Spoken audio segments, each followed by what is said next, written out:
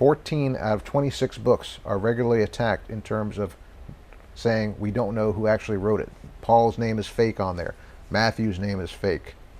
Even Mark and Luke are sometimes attacked that way. Mostly 14 of those books.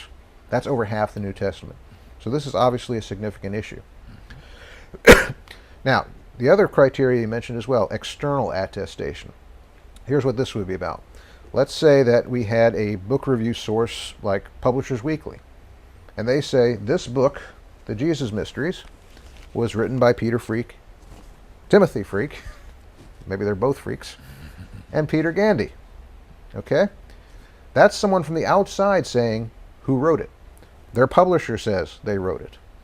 Other reporters say they wrote it. Someone outside affirms the authorship.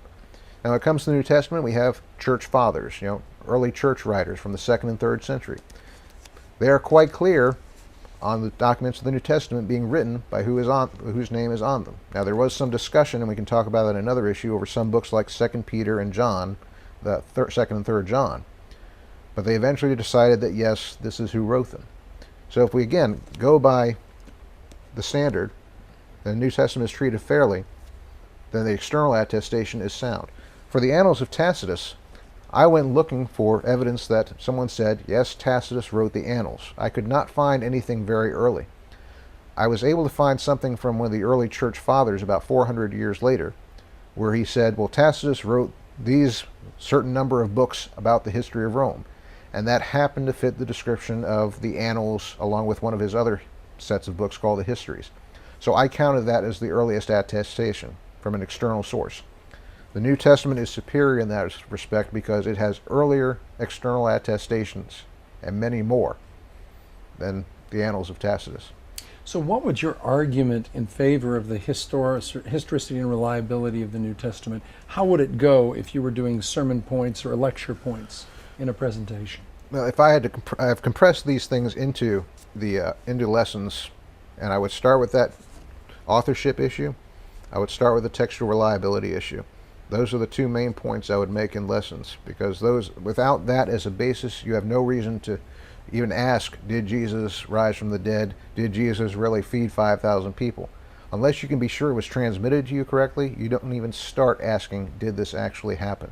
Now, we mentioned the trilemma used to be Jesus is Lord, liar, or lunatic. He was Lord, he is who he said he was. He's a liar, he knew it was false, but he propagated it. He's nuts.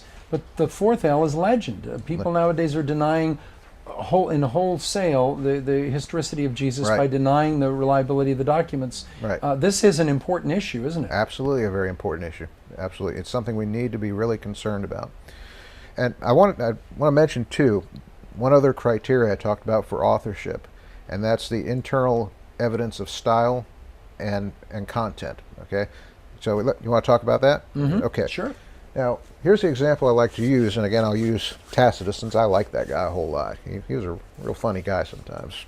He got right to the point, much like we do, Let's say you were reading the Annals, and it said in there that the Emperor Nero opened his refrigerator, took out a burrito, and put it in his microwave oven. Now, what would tell you that that was not written by Tacitus, the Roman historian? Little anachronistic. A little anachronistic, isn't it? Well, they didn't have refrigerators, didn't have burritos. They had microwaves, but nowhere to plug them in, So this is the kind of thing that people look for in documents to decide whether or not they were written by the person whose name are on them. You look at the kind of person who was alleged to have written the document. Tacitus was a government official. So what would we expect him to be like when he writes? Well, we'd expect he'd be kind of upper crust, We expect him to have a bit of an attitude towards lower class people, which he does. We'd expect him to get governmental terms right, but maybe not farming terms or something outside his field. We would look at that kind of thing inside the document, and we would say, does this sound like that kind of person? Okay? Now let me issue a caveat on that, all right? This kind of criteria is not always sound if you're just going to apply it flatly. You have to be very cautious in applying it. Now, as you've said, I do Christian apologetics, right? Would you believe I also draw cartoons? I've seen them. You've seen them, but would you believe it otherwise? Would you ordinarily think, well, someone who... An egghead who's got a sense of humor. Yeah. This egghead who reads all these books by New Testament scholars also draws stuff that looks like Bugs Bunny. You wouldn't think so. That's where you need to have some caution with this whole thing of style, because there are perfectly capable people who can be different things at different times. Paul especially shows every evidence of having been very highly educated. And there's another related issue, which is that, especially with letters like Paul's, often someone would hire or use the services of a scribe to write letters for them, because writing was such a laborious process in that time. It's not like you go down to Office Depot and buy a few sheets of paper, get out your ballpoint pen, and start scribbling, right? It was a very laborious process. You're constantly dipping into the ink with your nib, and the scroll is hard to write on. And this is kind of strange. It would be very strange. Would you believe that they had no idea about using a desk to write on? They didn't. They even though they had tables and things like that, no one ever thought, gee, I could just put my writing over here and write. They wrote on their knee or on their thigh and things like that. It was very difficult, back-breaking, terrible. And it was so slow, too. So if you hired someone to write for you, you could save yourself a lot of time and trouble. You could just dictate to them. You could say, I want you to write exactly this. Or Paul could say, I want you to write to the Galatians about this and this, and then whoever, Timothy, would write it up however he thought it should be written, and bring it to Paul and say, what do you like about this? Paul would say, that looks good, sign off on it. And so different styles in letters of Paul or someone else like that could be an indication of a scribe. And it would still be credited to Paul, even if it was written, actually handwritten by someone like Timothy. I happen to think, for example, the pastoral letters were authored by Luke at Paul's behest. Now, when people in our culture say, I'm holding the New Testament in my hands, I look at Matthew, Mark, Luke, and John, is this, as the Jesus Seminar people would suggest, is this the later faith experience of the church read into documents that are very late? Or are we dealing with primary source material when we look at Matthew, Mark, Luke, and John? Now, certainly that's what we would hold, is that it is primary source material, or in the case of someone like Mark or Luke, they talked to people who were primary sources and collected it in one spot for us. Naturally, someone like the Seminar, and they're just one critic out of many who would say this, and they're certainly not the earliest nor the last, will have to say that this somehow reflects a subjective faith experience, and that history was thereafter made up, rewritten in order to reflect this faith experience. We know Jesus rose from the dead not because we met him in person, but because it says so in here.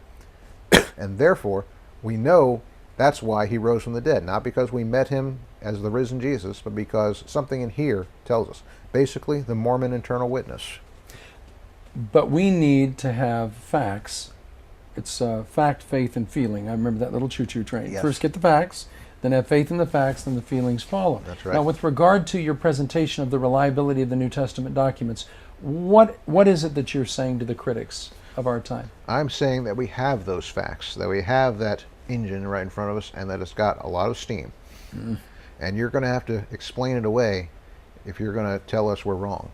Now, on Tecton Apologetics, your website, your book Shattering the Christ Myth, your new book on the reliability of the New Testament documents, do you put this material in such a way that it's accessible to everybody? Yeah, that is what I've been trying to do with these books.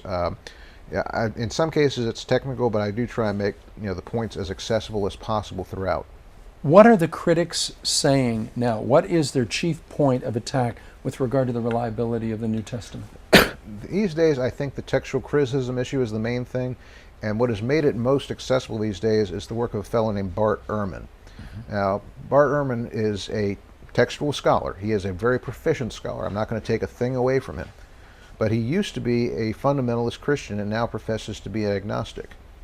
And one of the reasons he became one, he says, is because he couldn't believe the New Testament anymore. And he raises these issues in a book called Misquoting Jesus, in which he says, well, basically, this has been distorted and we can't be sure what was said.